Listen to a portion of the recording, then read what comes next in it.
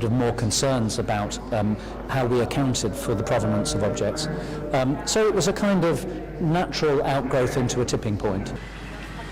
It's here, though, at the British Museum in London, where the largest single collection of items taken from Benin in the 19th century remains, more than 900 individual objects. The museum says it wants to ensure that collection is shared as widely as possible. It isn't, though, talking about returning them. One major stumbling block is written into British law, and 1963 forbidden disposing of its exhibits, with just a few clearly defined exceptions.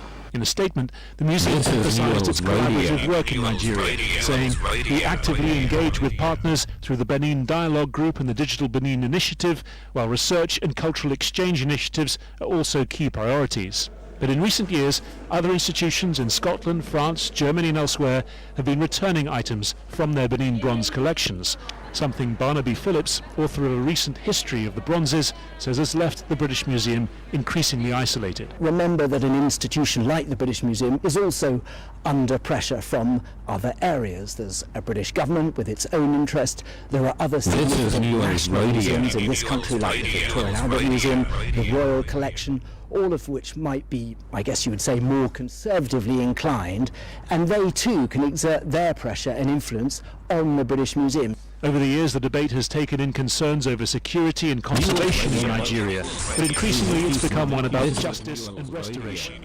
Nigeria's cultural custodians say it's time for British institutions and British politicians to right the historical wrong.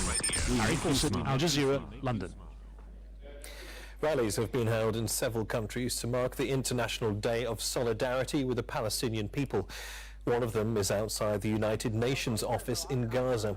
This year's Day of Solidarity comes 6 months after the death of Al Jazeera journalist Shireen Abu Akleh, shot by an Israeli soldier while on assignment in Jenin in the occupied West Bank.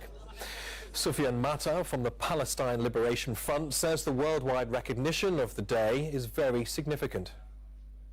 Adopting this International Day of Solidarity with the Palestinian people, coinciding with the anniversary of the commencement of the division of Palestine, is the greatest confirmation of the magnitude of the historical injustice that befell our Palestinian people. It came from the forces of global colonialism and the Zionist occupation, and requires the situation to be addressed with hard work to help our people and stand by them until they obtain all their historical rights that they fought for and are still fighting for.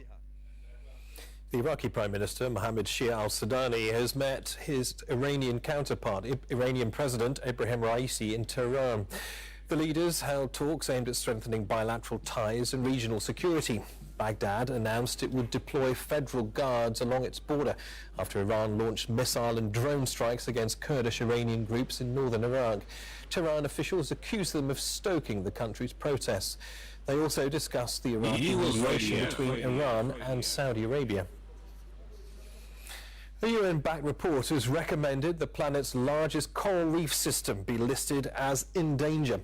Scientists are warning urgent action is needed to save the Great Barrier Reef off the coast of Australia. They say greenhouse gas emissions need to be cut quickly and funding increased to protect the fragile marine ecosystem. Australia's Environment Minister says the reef shouldn't be listed as endangered because climate change is a threat to all coral reefs around the world.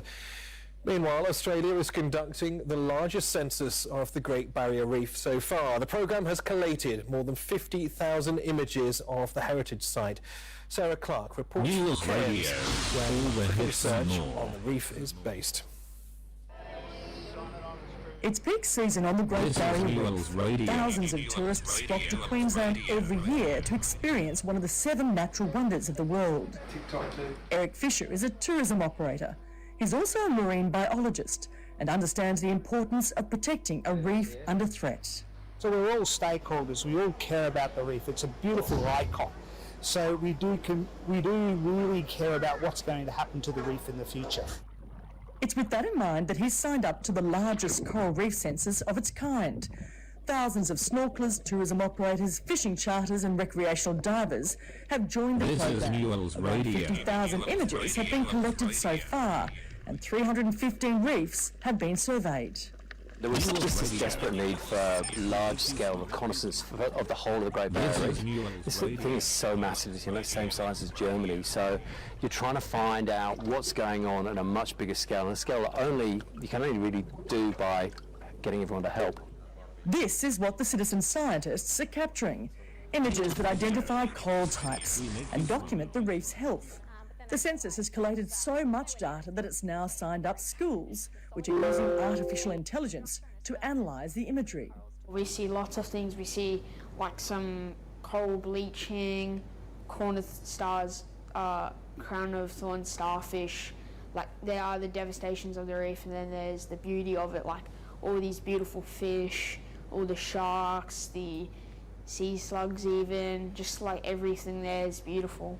It takes a long time to analyse all the images out there, so if we're helping them by analysing them ourselves. This year there was a bleaching event. In fact, there have been 4 over the last 6 years. And climate modelling suggests that from 2040 there could be a bleaching event every year on the Great Barrier Reef based on the current trajectory. The census is helping scientists identify which coral reefs most need protection. What climate change is doing, it is making the time frame in between these impacts shorter. So it's putting... Reef is surveyed, but these scientists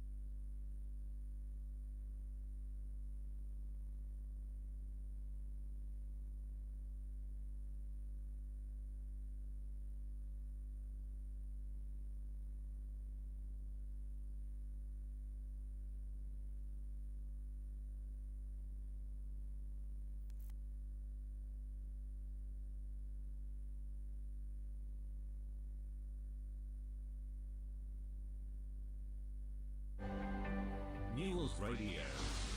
The top stories on Al Jazeera.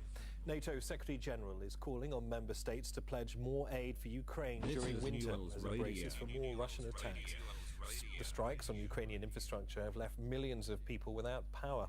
Stoltenberg accused Russia of using winter as a weapon of war, but he said NATO is prepared to meet the challenge.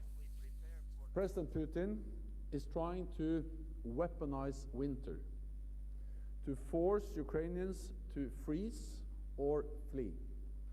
And today, allies made additional pledges, non-lethal support, including fuel and generators, helping Ukraine to address the consequences of Russia's strikes against their power grid. Qatar has struck a deal with Germany to supply 2 million tons of liquefied natural gas a year. The agreement starts in 2026 and will last for 15 years. Like much of Europe, Germany is looking for alternative energy sources after imports from Russia were severely reduced when it invaded Ukraine.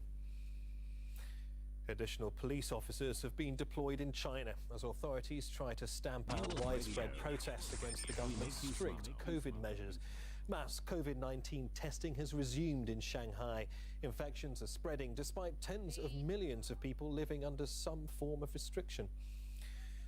China has sent 3 astronauts to its very own space station. The crew, travelling on board the Shenzhou 15 spacecraft, will spend the next 6 months living in the Tiangong station. The rocket was launched on the edge of the Gobi Desert. 2 more teams have qualified for the last 16 of the FIFA World Cup. Senegal have become the first African team into the knockout stages with a 2-1 win over Ecuador. The tournament ends for the South Americans, who couldn't make the most of the domination of ball possession. And the Netherlands secured their qualification to the knockout stage with victory over Qatar. The match ended 2-0. The Dutch finished top of that group after 2 wins and a draw. Qatar are the first host nation to lose all 3 group games, which means their World Cup campaign now comes to an end. All right, those are the top stories. The stream is coming up next. Make sure you stay with us for that.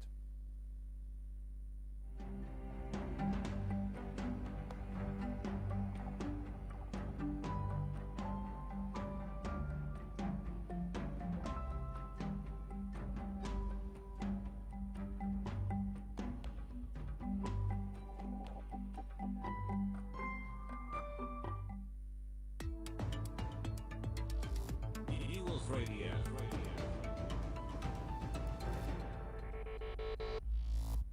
Hi, I'm Femi OK. Today on the stream, we're talking African footy at the World Cup.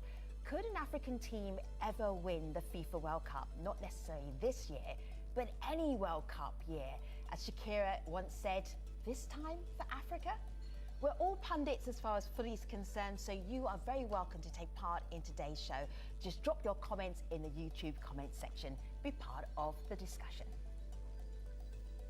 Really excited to be here, for I'm a Ghanaian and I need to support my own. So I came all the way from Ghana to support my team. Ghana will get to finals. That's what I believe. Considering that the World Cup is difficult for an African team to win the World Cup, but we hope we have Senegal that technically are a good team, and I hope they can win the World Cup. In 2002 they reached the semi-finals. I think this year they can reach semi-final, maybe final, or win the World Cup. Why not? Definitely we are supporting Ghana. We definitely do have a high chance of winning, looking at the team, the young energetic team we are coming with. So we are definitely going to win. Unless there's any other team that is better than Ghana. But for now, I believe we are the best team so far we can watch in the World Cup. Yeah. The first of Africa. This is Newils Radio. Really, is it the time for Africa? Let us have a conversation about African football at the FIFA World Cup. We've got Kingsley, Masood, Sadiq. Welcome to you all, gentlemen. Kingsley, please say hello to our audience around the world. Tell them who you are, what you do. Thanks, Femi. Thanks for having me. I'm Kingsley Pungang. I'm a sports entrepreneur and investor running a company called Rainbow Sports Global, based out of the United States. Good to have you, Masood. Welcome and congratulations so far. Please say hello to our audience, tell them who you are and what you do. Thank you for having me on this show. I'm Masood Didi Dramani, the assistant coach of Ghana Blasters and also head of football of Right to Dream Foundation. All of the Ghanaian fans are now glued to the TV, waiting to see what you've got to say. Sadiq, welcome to the stream. Please introduce yourself to our international viewers. Thank you very much, Femi, for having me. I'm Sadiq Adams, an African football journalist. I work in Accra with Angel Broadcasting Network, and I substantially cover African football from all length and depth, and being part of all the teams at this World Cup. All right, gentlemen, I am going to show you the 5 African coaches of the 5 teams currently playing in the FIFA World Cup. Let's have a look at them. And I just want your instant reaction. Kingsley, first thing that comes to mind when you see this team. I think seeing that is very heartwarming. It's a validation of African expertise, the validation of African excellence, considering that all of these gentlemen are of African extraction. Sadiq, first thing that comes to mind when you see 5 African coaches, 5 African teams, and they're actually nationals of the countries that they coach. Amazing or not? Groundbreaking. Yes. That's groundbreaking in my opinion. Yeah. This is one of the best I've seen in terms of African football.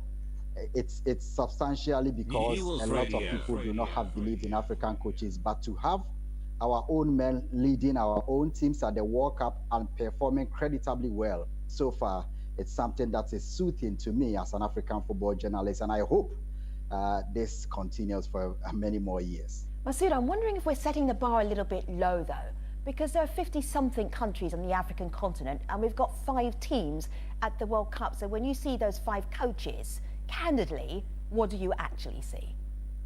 It's just a matter of breaking barriers and also beginning to think about creation of success by taking the responsibility of well-educated coaches across the globe and representing the continent and also becoming ambassadors of their respective countries. And so seeing 4 other nationals of other countries means that Africa is ready to take care of its own affairs. Let's put those coaches back up again, because I'm just going to ask Masood, who's the best coach? Put them up. Or should I put those coaches back on? Put them back up. I want to. Yes. It's who's the best coach? It's very interesting and not to disrespect anyone. Yes. Every potential African, grassroots coach is a potential national team coach. And so the most important aspect is that every coach out of the five is a representative of Africa and also an ambassador of their respective countries, irrespective of